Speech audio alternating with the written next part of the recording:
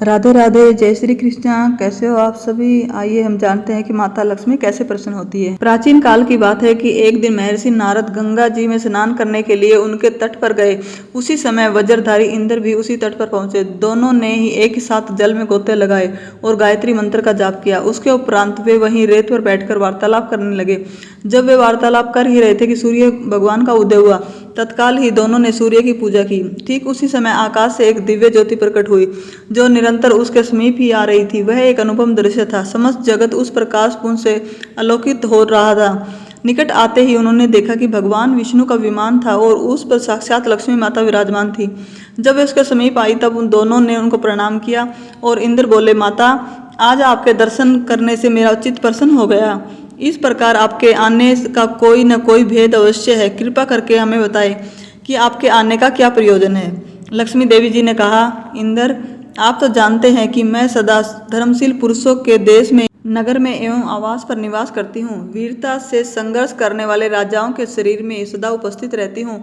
मैं पहले सत्य और धर्म में बंधकर असुरों के पास रहती थी, किंतु अब उन्हें धर्म के विपरीत देखकर आपके पास रहने के विचार से आई हूँ। इंद्र ने कहा, देवी, आपका हार्दिक स्वागत है, किंतु दैत्यों का पहले क्या आचरण था कि आप उनके पास रहती थी?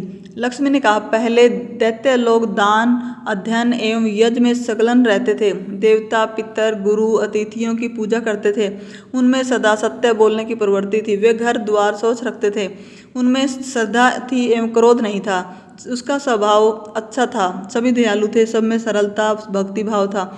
उपवास एवं तप करने में लगे रहते थे। ब्राह्मणों की पूजा किया करते थे। सदा ही धर्म का आचरण करते थे। इसी कारण मैं सदियों से उनके पास रहती आई हूँ। इंद्र ने पूछा, देवी, फिर अब ऐसा क्या हो गया कि उन्हें छोड़कर हम देवताओं के पास रहने आई हो? लक्ष्मी जी ने कहा, समय के उलट फेर से उनके गुणों में विपरीतता आई है। अब उनमें धर्म नहीं रह गया। गुरुओं का आदर समाप्त हो गया। बड़े बूढ़ों का सम्मान समाप्त हो गया। संतानों का लालन पालन पर ध्यान नहीं दिया जा रहा। संतान पिता के रहते मालिक बन बैठता है। स्वच्छता से उन्हें कोई मतलब नहीं रह गया। उनके रसोइये भी अपवित्र रहने लगे हैं। स्त्रियों एवं बूढ़ों को अपमानित किया जाता है। यज्ञ तप आदि से उनका कोई नाता नहीं रह गया।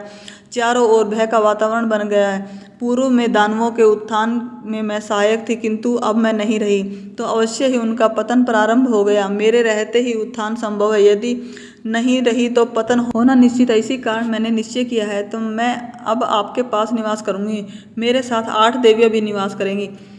आशा, श्रद्धा, धृति, शांति, विजित, संतति, अक्षमा तथा जया। अब से इन देवियों का निवास भी आपके पास ही होगा। आप हमें स्वीकार कीजिए। इंद्र ने उन सभी देवियों को प्रणाम कर कहा, हम धन्य हो गए माते, आपका हमारे यहाँ हार्दिक स्वागत है। इंद्र एवं नारद के ऐसा अभिनंदन करने के साथ ही शीतल, सुगंधित एवं सुखद वायु चलने लगी। उनके दर्शन करने के लिए सभी देवी देवता उपस्थित हो गए। नारद जी ने लक्ष्मी जी के शुभागमन की प्रशंसा की। ब्रह्मा जी के लोक से अमृत वर्षा होने लगी। देवताओं की दुदुम्बी बिना बजाए ही बज उठी। समस्त दिशाएं निर्मल एवं श्री संपन्न दिखाई देने लगी। लक्ष्मी जी के इस प्रकार आने से संसार में समय पर वर्षा होने लगी। पृथ्वी पर रत्नों की खानें प्रकट हो गई। मनुष्य, किन्नर, यक्ष, देवता आदि में समृद्धि बढ़ गई। वे सभी सुख से रहने लगे। गौवें दूध देने के साथ सभी मनोकामनाएं पूर्ण करने लगी। किसी के मुख से कठोर वाणी नहीं निकलती थी। कहते हैं, जो लोग लक्ष्मी देवी की आराधना से संबंध में रखते हैं वाले इस कथा का अध्ययन एवं वाचन ब्राह्मणों की मंडली में करते हैं, यदि वे धन के इच्छुक हो तो उन्हें प्रचुर मात्रा में धन की प्राप्ति होती है। वे जीवन भर सुखी रहते हैं तथा उन्हें कभी भी दुख का अनुभव नहीं होता। बोलिए लक्ष्मी माता की जय हो। इस कथा को सुनकर आपके विचार कीजिए कि आपका घर माता के निवास के लिए उपयुक्त है। यदि नहीं है तो उसे वैसा ही बनाइए जैसा माता चाहती हैं, तभी माता आपके आह्वान पर आपके घर पर निवास करने आएगी। बोलिए विष्णु भगवान की जय, लक्ष्मी माता की जय।